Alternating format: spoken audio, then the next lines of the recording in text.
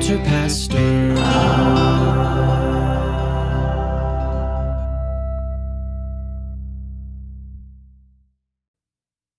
So I came across this headline where this study, well, I'll just read you the headline. Okay. This is from MIT News. You heard of MIT. School Dolph Lundgren graduated from. Former illustrious alumni Cody Haviland, MIT. It says study, semicolon. The ocean's color is changing as a consequence of climate change. No. Okay.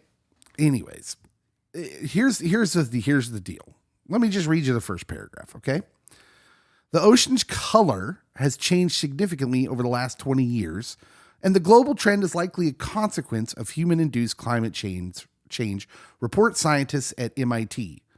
Okay? So they've been monitoring ocean color with the help of a satellite for 21 years exactly. Let me tell you my problem with this. Let me just take the first part.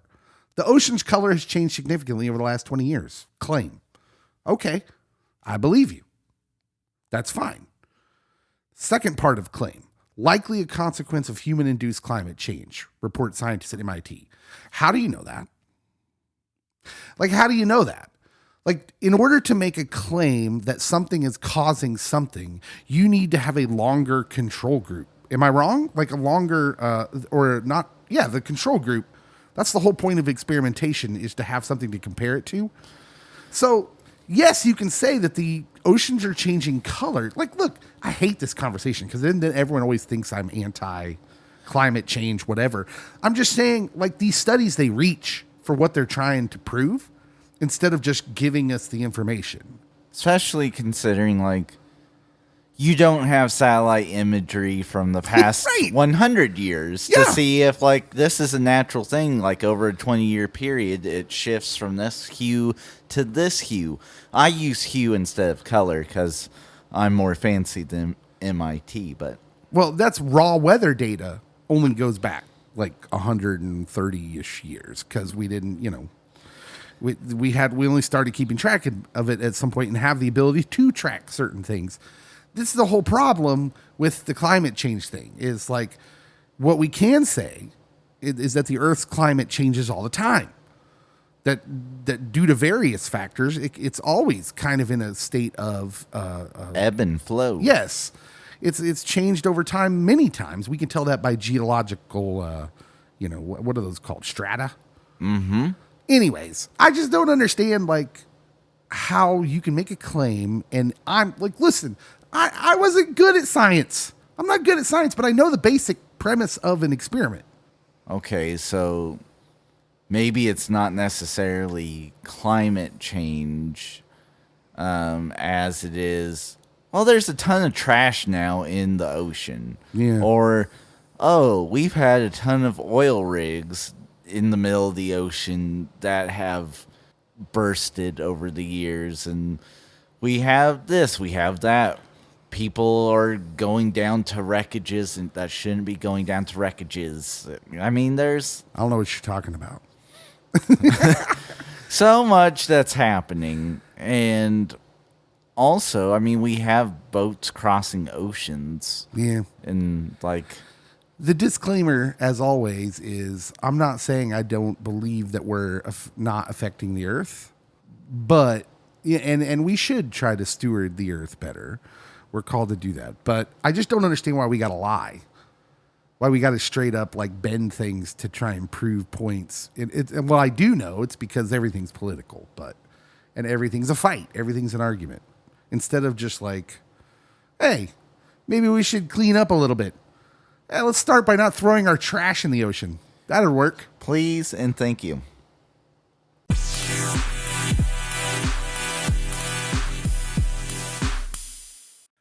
So, Danielle, there are a lot of things that I'm surprised by because they weren't my experience growing up. I say this quite a bit. I thought I would be much older when I felt the world was super different than the one I grew up in.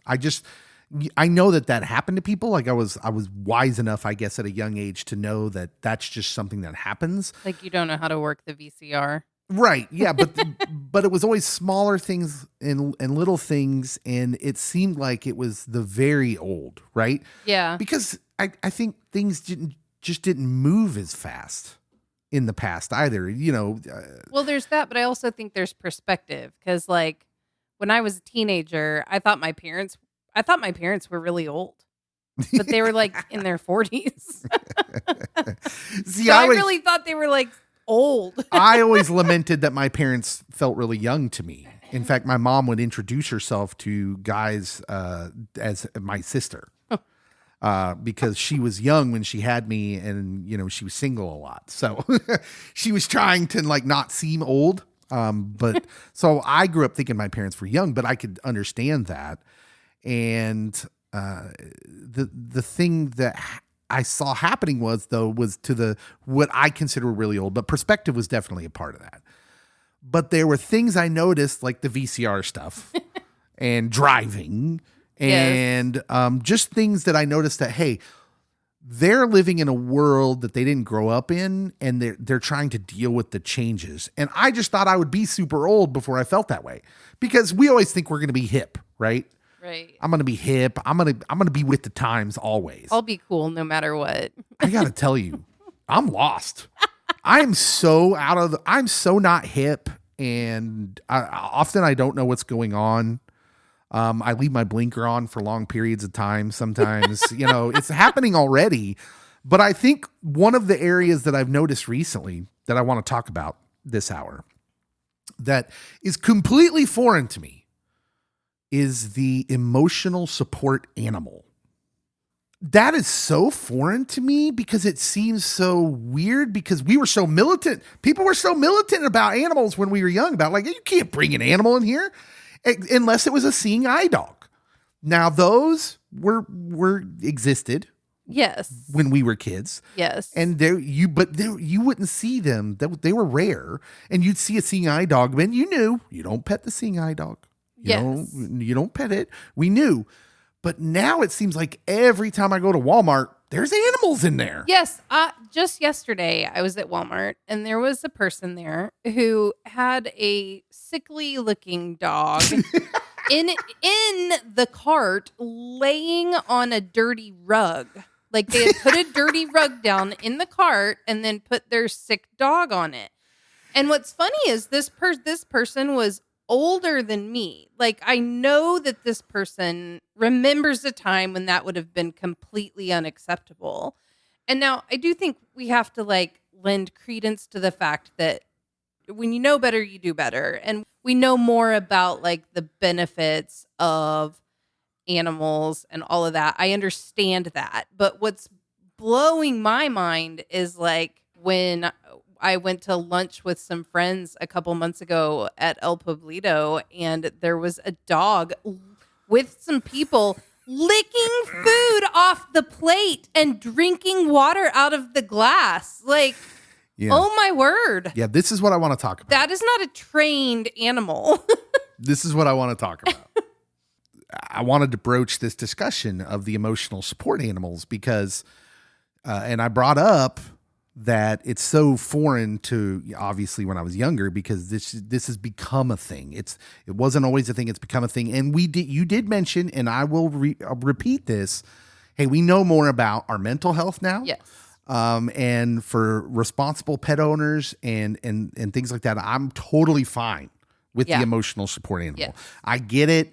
I'm for it. But with it, just like anything we do, it seems like there's always anytime we give a concession to something, it seems like there's an inordinate amount added to the group that are like the irresponsible ones. Yeah. The ones who are just kind of glomming onto it, even if maybe they don't necessarily need an emotional support. Like, look, I'm reasonably confident in my ability to convince a psychiatrist that I might need an emotional support animal. Like, I feel like I could do that if I wanted to. Then that's kind of what I'm getting at, is that are there people that this benefits? Oh, absolutely. And I'm for that. 100%. Yeah. But I struggle sometimes because when we would see a seeing eye dog back in the day, those were well manicured animals, well behaved animals, highly trained. Yes. To be in a public place and to do a job. Yeah. Right? Now, you'll go into the Walmart or you were talking about your experience in a restaurant. And it's like, no, that animal's not trained at all. Yeah. It's acting like a dog. Like every dog I've ever owned that would get in your business. Yeah. Especially when you were eating. Like, hey, get your dog away from it. And that's kind of what I'm seeing now is just like everybody has these emotional support animals and they're not trained. They're just animals. Right. And now we've invited them indoors, which, hey, at the Walmart, no big deal for me. Right. But at the restaurant, now we're talking about some cleanliness issues. And what about the owners of the restaurant? Yeah. I wondered how do they feel like, they can't, their hands are tied, right? Because they can't just be like, you have to leave or your dog can't be here. They can't. I mean, I would imagine that legally they probably can't even do that. Yeah. I don't know how that works. Do you get like a little thing that you carry in your wallet, like a little license to carry an emotional? Do you have a license to carry an emotional support animal? I bet as a business owner, if you went to someone and said, I would like for you to take that animal outside or show me proof of whatever, I bet that alone would be grounds for them to sue you if they wanted to. Yeah, I bet they have the right to ask for, there's got to be some documentation, right? That you would have to have. Although I don't know that for sure because it was like I just woke up one morning and it was allowed. Yeah. That's the part I'm tripping on and that I don't really understand because as I said before, I'm old and things escape me and I just know something's different now. I'm like, hey, wait a minute. Why does that person have a snake? Because that's the other thing. It's not just dogs and cats anymore. It's getting weird and kind of crazy. And I have an even crazier story to share with you. And I had to intro all that and preface it with, I don't really understand it anyways because I'm old. Yeah. And that's okay. If you're listening to this and you're like, well, Dave, you just don't understand. Because because this is an actual thing that's needed and necessary. And I would say, yeah, you're right. I don't understand and I fully admit that. So I guess what I'm saying is help me understand. Help me understand because I don't know. And this isn't something that was a normal thing when I was growing up and up until this point. And now I feel really out of touch. I feel like my grandpa not being able to program a VCR. Right? I can't set the clock on this VCR. I don't understand the emotional support animals that don't seem trained. Because like, look, as I said before, it doesn't bother me at all unless the animal's getting in my business. Mm-hmm. And it used to be that would just never happen because we had seeing eye dogs and those animals were highly, highly trained. And that was it. Like, yeah. I mean, I think the next step along the line was like the seizure dogs, right? Yeah. But now we have things happening like this. So in Philadelphia, the Philadelphia Phillies, Major League Baseball team, a fan and his emotional support animal were denied entrance to watch the Philadelphia Phillies take on the Pittsburgh Pirates, a baseball game. Please tell me he has like a tiger or something. Social media posts started showing up. You're not going to believe this. It was an alligator. He had an emotional support alligator. I love that was the line. The Phillies were like, no. No, you can't bring in an alligator around people. It's an alligator. This social media post. Is it even legal to have an alligator? I don't know, but here's a social media post about someone that was at the game. They said, "Are you kidding me? A Phillies fan tried to come into game tonight with what they said was a service alligator. An alligator. Yes, an alligator. It's things I've never seen." That was posted by Howard Eskin. Wally Gator is a working emotional support alligator owned by Joy Henney of Jonestown, Pennsylvania.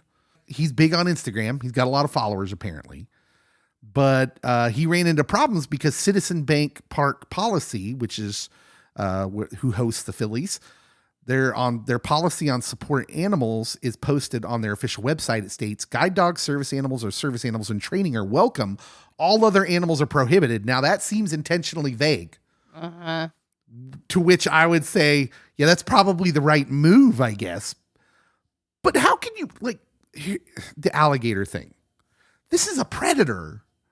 This is an animal that, like, it may be rare, but alligators have probably killed humans before. Am I right? Is that an accurate statement? I mean, at the very least, injured. You're bringing an alligator into a place where there's 70,000 people or however many people fit into that baseball stadium. Here's the other thing that's changed. Oh my goodness. I just looked at a picture of it and it's like not a baby it's either. A full-on alligator. Full-sized alligator. This isn't one of those baby crocodiles they have at the zoo.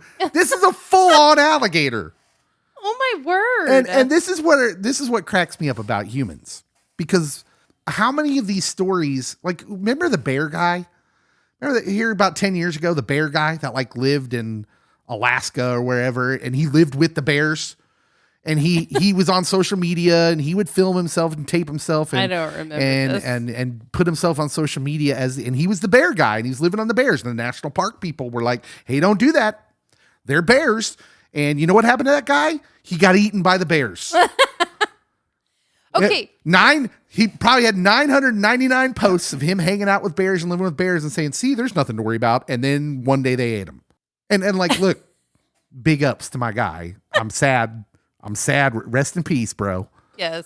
But humans are dumb sometimes. Well, because that's still an alligator. I don't care how trained it is. I don't care how domesticated you think it is. It's still an alligator. Here's what kind of throws me off a little bit is I'm looking at a picture of this guy holding his alligator. This guy's 69 years old. Mm-hmm. This guy's so he is the guy that didn't know how to work the VCR. But he understands this. Yeah, he understands this. And for what it's worth, I don't really see anything here about. They sleep in the same bed together. Yeah, he didn't complain about it. So, like, I don't want to make it seem like he was putting up a fight about it, but he does.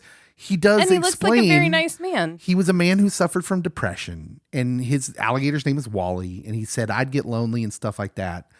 And the alligator seems to sense that, and he'll come up and he'll give me a hug. Now, hold on. You define the hug. Alligators have little arms. How's he hugging you? I'll show you a picture.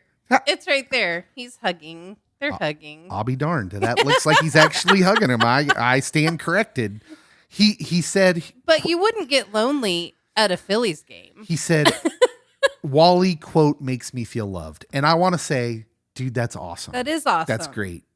But he's an alligator and you can't take him to a baseball game. It is awesome. But here's the thing. Like, with all due respect to Joey Henney, if you need that alligator with you everywhere you go, something's not right. Yeah. Yeah. Like, if he makes you happy, that's awesome. But if you can't be happy when you leave your home and leave the alligator at home, then you need counseling. Yeah, well, maybe he did, and maybe that's what they prescribed. I don't know. There's got to be something else, though. But I know it's rampant. I know even in our little town. Yeah. I mean, probably half the time you go to Walmart, you'll see someone with an animal in there. And I always assume, like, well, these people must have some sort of license or documentation to say that they're allowed to do that. Because, I mean, heck, when I was a kid, they wouldn't even let you in the Walmart without shoes and a shirt. It kind of makes me want to go to Walmart and take our evil cat in with us and, like, just set it loose on people. Talk about dangerous. That cat's not nice. We have a cat that's pretty wicked. It's vicious. Yeah, it'll wait for you to walk by and attack your legs. But yeah. He's not an emotional support animal. He's actually makes me nervous. He raises my anxiety. He's the opposite of an emotional support animal.